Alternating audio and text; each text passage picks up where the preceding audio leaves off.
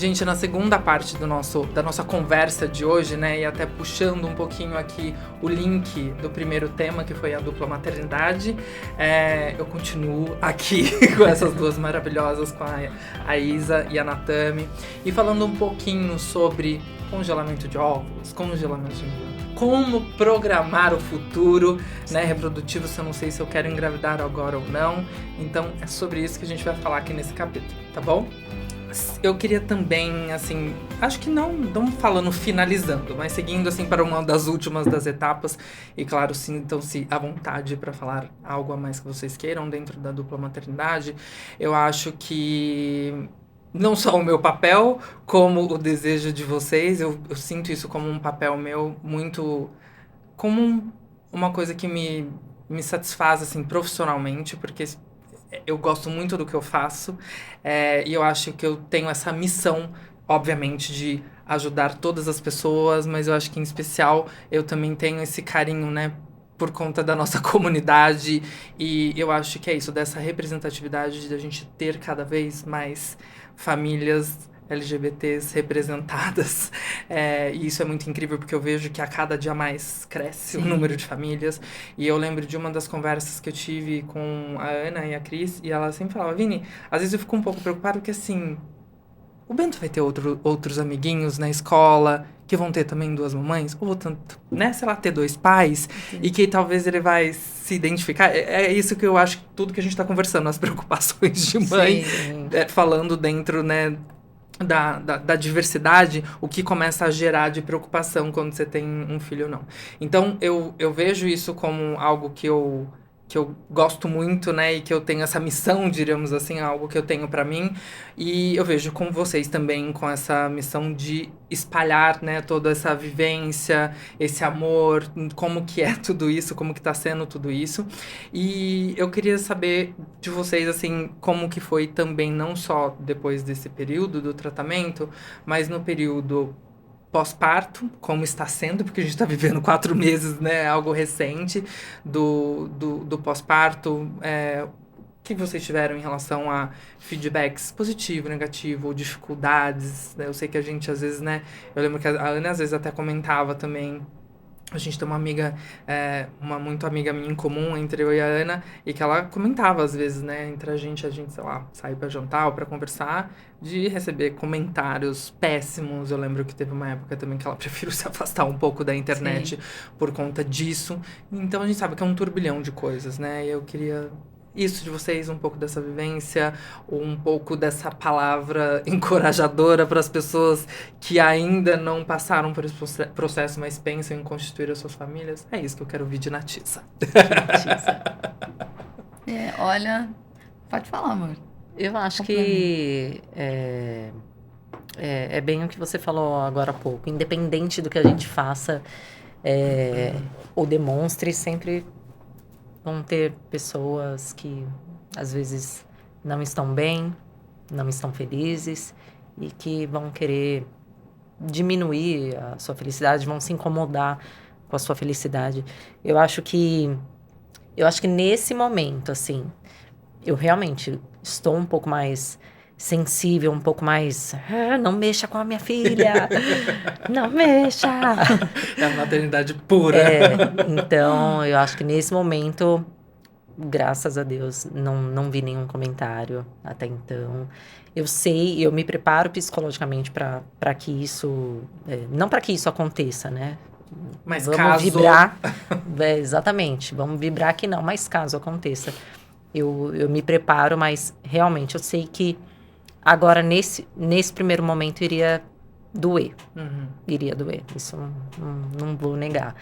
Justamente por esse emocional, né? Aflorado. Exato. Então, nossa, esses dias a gente estava falando sobre essa rede de apoio, tipo, babás e tudo mais. E a gente tá mudando agora, tá mudando amanhã, inclusive, de apartamento. E só que aqui, ó. Tá bom, exatamente. Tem que mudar, né? De casa. E no apartamento que a gente mora atualmente, não tinha rede de proteção no quarto dela. E aí a Isa, tipo, soltou assim, não, mas a gente tem que tomar cuidado, né? Porque a gente, desde o começo, a gente tinha esse conflito sobre ter ou não babá também. Porque ela queria muito e eu não queria até certo ponto. Eu falei, não, tem que ir devagar. Aí a gente foi se ajustando. Não precisa ser todos... Os embates. Opa! Esse foi forte, menina. Esse foi forte. E aí a gente foi entrando, se encaixando, tipo, não precisam ser todos os dias, mas realmente preciso de ajuda, né? A gente precisa de ajuda em alguns momentos. E aí a Isa falou, não, eu tenho medo, né, também dessas babás, né? Qualquer pessoa que vá cuidar.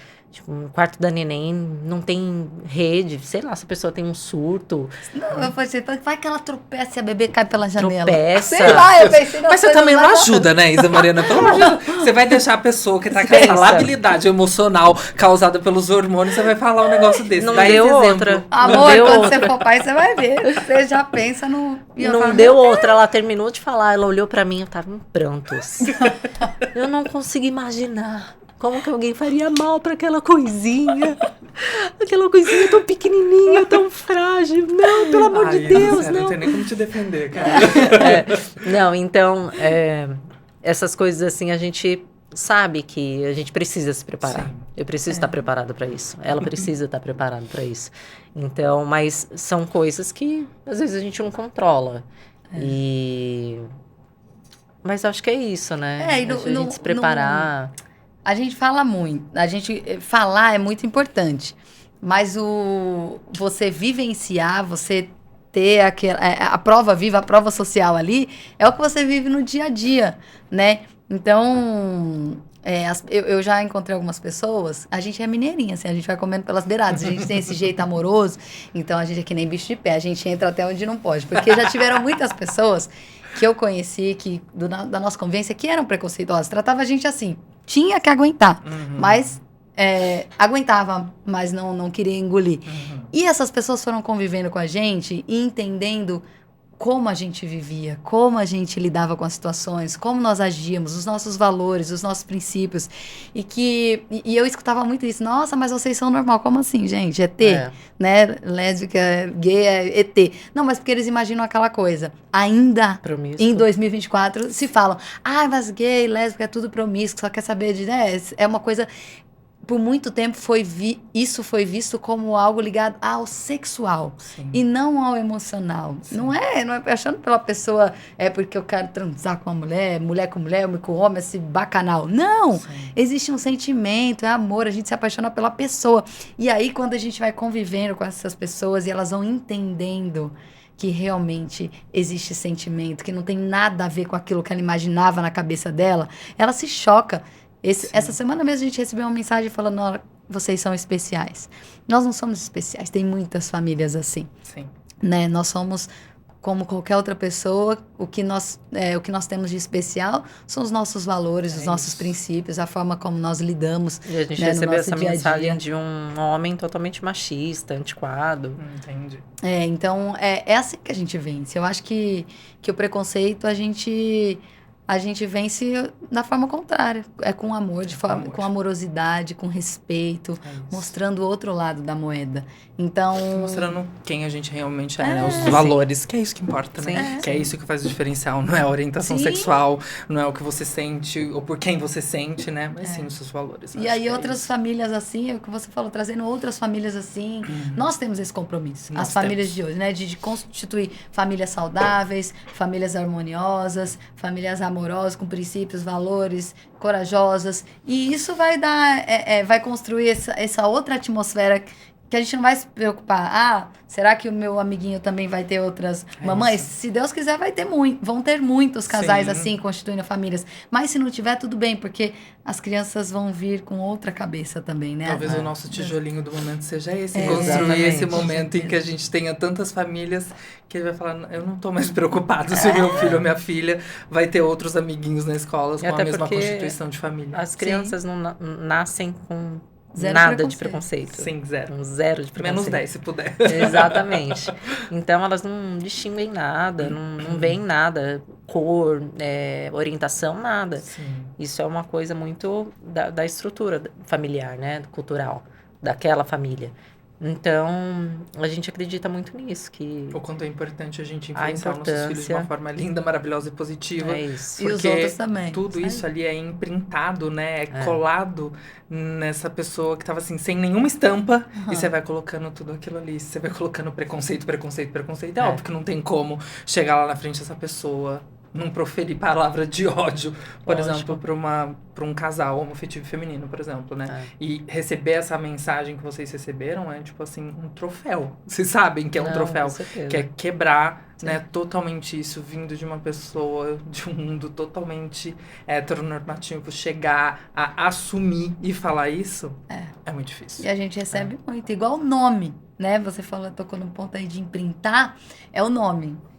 A gente tinha muito receio, porque a gente já ouvia. Ai, mas não vai colocar um nome que ninguém sabe falar, depois vai ficar zoando a menina, vai ficar tirando onda. Eu falei, olha, tá aqui uma joia, uma dica para muitas mamães, até papais. Os filhos sofrem bullying, preconceito com nome, porque eles não sabem o significado. Se você explicar por que você deu aquele nome, claro que é legal você escolher, até que se for, porque eu gostei. Mas por que você gostou? Fala, a mamãe gosta muito. Tem um Você tem um significado, significado, uma história, disso, né? A Hope vai saber. O nome dela significa esperar em Deus, né? Com a certeza de que o melhor irá acontecer. É a verdadeira fé e é a força que faz com que ninguém desista da vida.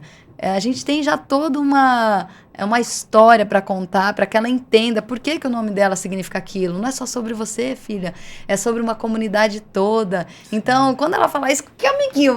O amiguinho não vai nem saber responder. A hora que ela falar, é isso, o meu nome é Esperar em Deus, a pessoa não vai nem zoar a gente, entendeu? Sim. Se a pessoa, é aquela questão que eu falei de identidade, ela saber quem ela é, por que o nome dela é esse.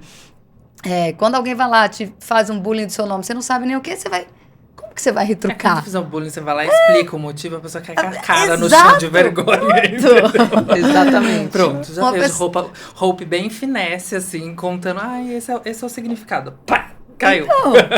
Caiu Pois a é. pessoa de vergonha no chão. É isso. Uma pessoa que estava lá no nosso Chá Revelação falou que a Hope seja a voz de esperança de milhares de pessoas, de famílias. Então, isso é lindo. O dia que ela seja. E souber será. esse significado. Será, Será, com já certeza. Já né? Então, isso é lindo. Uma pessoa que sabe o significado do nome, que tem uma história por trás, que tem uma luta por trás, né? É lindo. Não tem como ter um bullying disso. Se tiver, ela não vai nem ligar. É isso, gente. Você tá vendo essa história maravilhosa dessas duas, que eu acho que eu ficaria umas 3 horas aqui falando sobre isso, mas ainda não acabou. Eu acho que até é engraçado vocês trazerem isso daqui. Olha, daqui a pouco, será que vem um outro ou outra?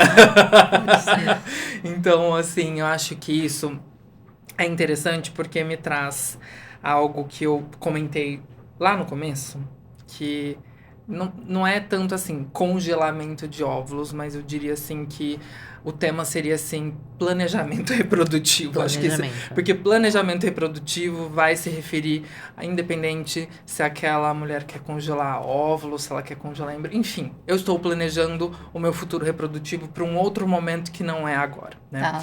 E até eu acho que... Por que eu segui o caminho da gente contar tudo de vocês dessa história primeiro, para depois a gente seguir esse outro atalho? Porque as pessoas precisavam, acho que, dessa bagagem pra gente poder falar um pouquinho desse planejamento reprodutivo. Por quê? Porque vocês, no caso de vocês, acabaram lidando com as dificuldades e os diagnósticos todos ali durante o tratamento, que foi o que a gente conversou, né? E eu acho que isso talvez dá aquele, né? Aquele start que você fala, se eu quiser ter mais um, eu preciso me planejar.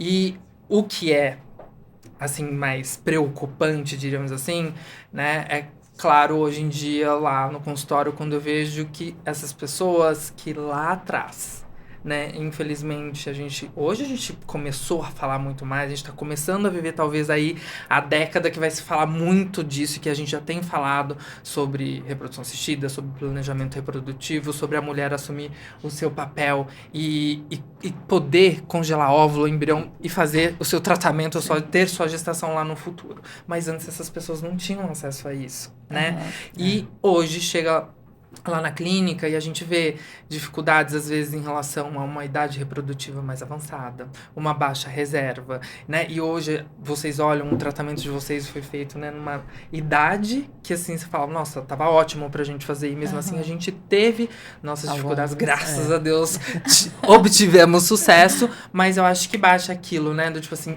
putz, será que eu preciso me programar lá pra frente caso eu queira ter um outro filho ou uma outra filha? Então, eu vejo o que isso... Eu queria falar um pouquinho sobre o que isso despertou e até para depois eu falar um pouquinho, dar um pouco dessa continuidade, o quanto é importante e também saber o quanto vocês acham isso importante, de pessoas que... Eu sei que vocês têm muitas perguntas e muitas mensagens, né, sobre todo esse processo. E eu já ouvi, né? Eu tenho muitas fãs de vocês que viraram minhas miglis, que me mandam mensagem, vocês sabem. Amo, Dr. Ken. Elas me mandam mensagem. Então eu vejo assim, mas eu não quero engravidar agora. Eu ainda não encontrei meu amor, a minha parceira. A minha parceira tá lá choramingando, mas esse momento vai chegar, há de chegar. E se não chegar, também existe a possibilidade, né, do que a gente falou, né, da produção independente. Então, o quanto é importante a gente não deixar passar esse timing que a gente sabe que o principal se chama idade. Idade, que é o principal. Óbvio, existem outros fatores que podem afetar em relação a, né, o sucesso do tratamento. Sim, mas a idade sempre vai ser, assim, aquele número 1 que vai interferir em relação a isso. Então, eu queria só que vocês comentassem, assim, o que foi... Principalmente essa etapa do tratamento, o que ela significou, se ela deu algum clique em relação do tipo, opa, porque senão a gente fala, eu tenho, sei lá, 30 anos, e eu e minha parceira viemos fazer o tratamento assim, vai ser assim, ó, tudo maravilhoso, não vou ter nada de dificuldade. E daí quando eu tenho, mesmo eu tendo uma idade lá entre 30 e 35 anos, eu me deparo com alguma dificuldade, é claro que deve dar uma mexida, uma balançada. É isso que eu queria ouvir. Acho que a gente encarou uma realidade que a gente não fazia ideia ali, né? Principalmente desse planejamento. Tanto é que eu me lembro que eu acho que quando a gente iniciou o tratamento... Desculpa. Eu saí do consultório já até falando pra minha irmã, tipo, ó, vai congelar seus ovos. Minha irmã é 4 anos mais velha que eu. E ela, hoje eu tenho 33. E ela também tem muita vontade de ser mãe. Então eu entendi ali, falei, eu preciso falar pra ela congelar os ovos. Eu tenho essa responsabilidade. Eu tenho essa responsabilidade, porque isso que é real, importante, né? Independente se ela está ou não com alguém, Exato. enfim. Mas é realmente importante. O nosso segundo filho, eu estou empenhada em convencer Churuneides dos óvulos serem dela. Então a gente Deixa já precisa comigo. começar. Deixa comigo. Me ajuda. Nossa, mas essa vai ser a missão, aquele filme. O nome do filme é Missão Impossível. Nada pra Eu já mim tinha é decidido o próximo episódio. Agora eu vou precisar da Luciana Farias mais do que Com certeza. pra me ajudar a dobrar essa Boa, mulher, boa. gente. Jesus Cristo, não há Eu gero de senhor que novo me sem faça. problema nenhum, mas eu queria os óvulos dela dessa vez. Misericórdia, gente. A criança vai sair Tina. muito diferente da outra. Nada a ver. É Quero bom tudo assim, meu parecido. filho, que é pra quebrar a casa inteira, não pode ser igual. Olha, eu acho que essa é uma das maravilhas do mundo moderno, né? Nós, mulheres modernas, tem essa questão que você falou, né? Elas estão deixando. Antigamente, a gente sabe, nossa avó, nossa bisa, né? Que Tinham tem 13, vida. 15 tinha filhos. 13, não, e casava com 16, né? Minha avó Exato. casou com 16, teve filho com 16 ou 17. Com 27 então é já outra tava com os 15 realidade. filhos, É outra realidade. Elas nunca iam precisar disso. Mas assim, atualmente, aquilo que você falou, as mulheres estão empenhadas em conquistar a independência financeira, estão lá no auge da carreira, com 30, 35 anos, às vezes, né, com 40 aí que vai pensar em ter filhos. Só que a idade pesa, é o que falou, né? Tem aquele sininho lá, o reloginho biológico, né? Que dizem. Então, por que você não tem essa tranquilidade? Faz parte, uma das vantagens aí do seu sucesso, você está conquistando sua prosperidade, não esquece disso, né? Porque senão você vai chegar lá na frente e falar, opa, esqueci que eu não tenho mais 30 anos e agora você não pode mais ter filho, vai ser uma grande frustração, provavelmente. Então, é algo extremamente necessário. Eu vejo muitas amigas nossas já fazendo congelamento, Sim. muitas mesmo. Outras que depois que, né, perceberam isso, que a gente trouxe o assunto à tona, já acender o sininho, né? O sininho foi ativado de falar, vou congelar os meus óvulos, porque é algo essencial mesmo. Se a pessoa quer ser mãe, ou até quem tem dúvidas, não sei se quero ou não quero, gente, congela. É isso. É importante. Se você não melhor tiver, eu ter doa, essa né? possibilidade lá no futuro do que eu lá na frente decidir que eu quero, mas eu não ter Aí não esses tem- óvulos Sim, congelados. Não tem Exatamente. volta, né? Porque tem gente que não se importa. Igual eu não quis fazer a A estimulação. a estimulação, né, a gravidez compartilhada, porque pra mim realmente não fazia diferença nenhuma ter o meu DNA ou não. Mas eu conheço muitas amigas minhas que são casais até dão briga, porque ela fala, eu quero ter meu DNA. Outra, eu também quero. Então, congelem os óvulos e essa questão é super importante e a gente criar essa consciência de que esquece essa consciência coletiva antiga de que preciso ter um marido para ter um filho, isso. né? Que às vezes, porque não encontra o amor, aí fica triste a vida inteira, não pode ter o amor e não pode ter o filho. Esquece. Nem marido, nem esposa, né? Eu conheço muitas pessoas que não encontraram o amor da vida, aí tiveram produção independente e quando teve o neném, encontrou a pessoa. Exato. Não é? Porque a vida ela continua independente, né? Sim. Ali da paternidade ou da maternidade. E é isso. E quem te amar vai amar você, o seu filho. Exatamente. De verdade. E eu acho que esse assunto é muito importante, né? Porque acho que ele puxa o congelamento de óvulos, obviamente, a partir do que a gente estava discutindo do tratamento de vocês, mas eu vejo o tanto que, e até falando, né, não só da diversidade, mas eu vejo o tanto que a sociedade é cruel com as mulheres. Porque é isso que eu vejo todos os dias no consultório. Seja, né, essa mulher hétero, homem, enfim, porque eu olho e eu vejo as mulheres, por exemplo, hétero procurando, às vezes, demorando para procurar o tratamento. Por quê? Porque existe toda um preconceito, que é do tipo assim, a pessoa que tá, aquela mulher que tá procurando um tratamento para congelar óvulos é porque ela tá solteirona, porque ela ficou pra titia, como o povo fala, né? Então, assim, vira, e tudo isso por pressão da sociedade. Essa mulher foi deixar, porque assim, fica às vezes envergonhada de procurar o tratamento, porque a sociedade colocou na cabeça dela, não, mas você vai procurar isso, daí é coisa de gente que não arrumou, entendeu? Então, não é só esse peso que a sociedade coloca, não é só em cima, né, da comunidade LGBT, em cima da mulher em si, num geral, falando sobre, mas um de vocês, porque essa mas você vai ter filho com outra mulher. Outra é porque, nossa, mas você demorou tudo isso agora? Agora você vai procurar óvulo porque você tá solteirona. Então, assim, gente, esquece, para de ficar pensando que a sociedade fala. Vai viver sua vida, vai programar sua vida, vai fazer suas coisas. Exato. Você vai olhar tudo bonitinho, honestinho, o resto você não liga pra nada do resto do povo que tá falando. É isso. Exatamente. Vamos falar de qualquer jeito. Exato, vamos falar de qualquer jeito. Então, acho que fica realmente esse alerta, assim, né, desse planejamento reprodutivo, de pessoas lá entre 30 e 35 anos, que ou tem parceiro, ou tem parceira, ou não tem parceiro, sabe ou não sabe se quer ter filho, mas se programe pra isso, porque eu falo, né, eu brinco que é o investimento, lembra do investimento que eu falo? Tem que estar ali aquele óvulo, porque se a gente quiser em algum momento acessar, é muito interessante. E não só pensando em ter um filho. Eu tenho um casal agora, eu vou até contar, que é um casal recente fazendo o tratamento, em que ela, na época, me procurou para fazer tratamento há 5 anos atrás, ela tinha 35 anos, e eles estavam acabando, tipo assim, de se conhecer. Estavam no coisa, ele saiu da sala, eu falei, congela óvulo, pelo amor de Deus, você não vê que esse negócio de congelar embrião.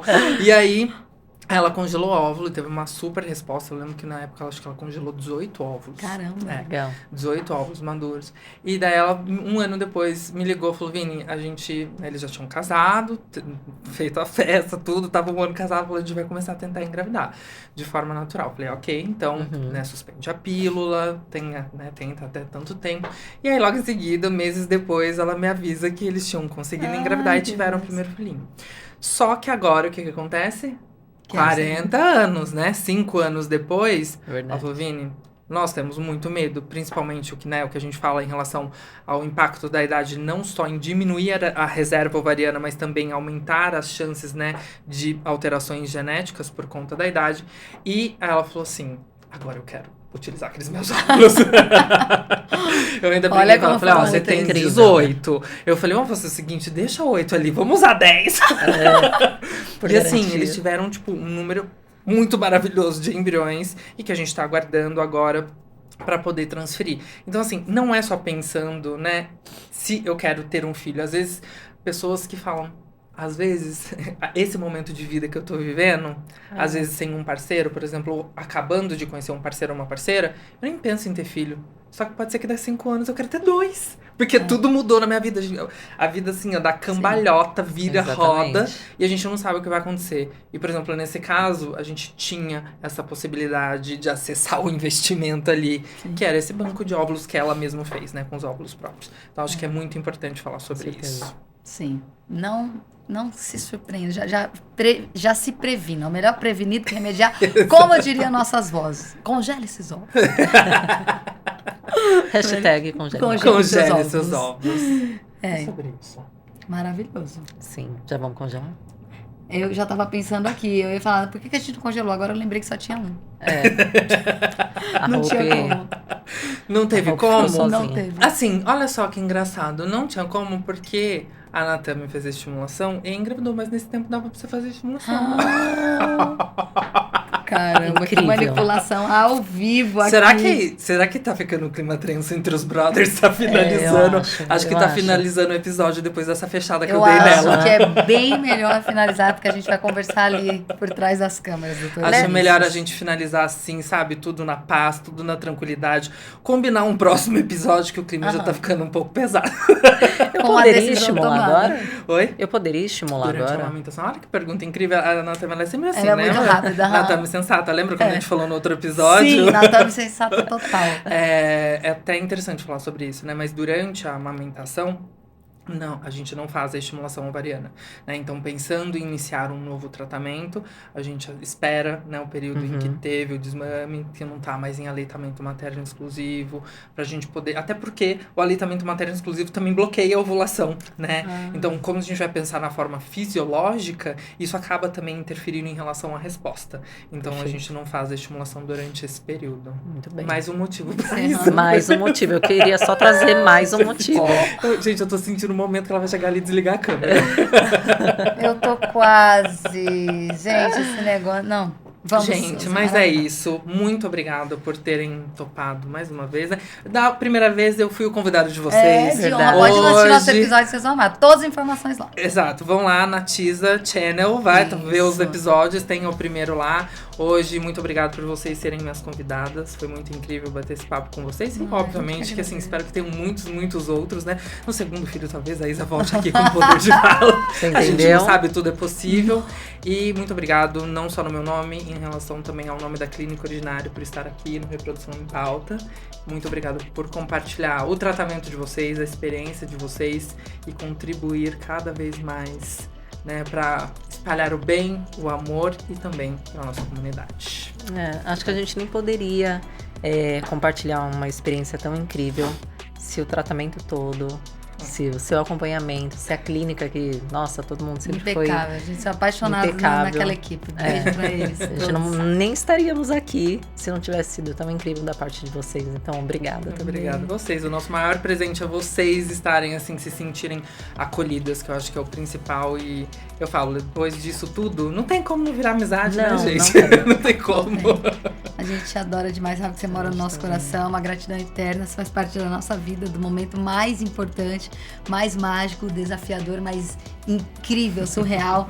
E um recado para todos vocês que estão nos assistindo: tenham filhos, porque o mundo precisa que pessoas do bem reproduzam, tragam mais pessoas do bem para esse mundo, para a gente ter um lugar cada vez mais extraordinário. Essa responsabilidade é nossa, então não fuja, não tenha medo, porque é desafiador, mas do tanto que é desafiador, mais ainda é o quanto vale a pena.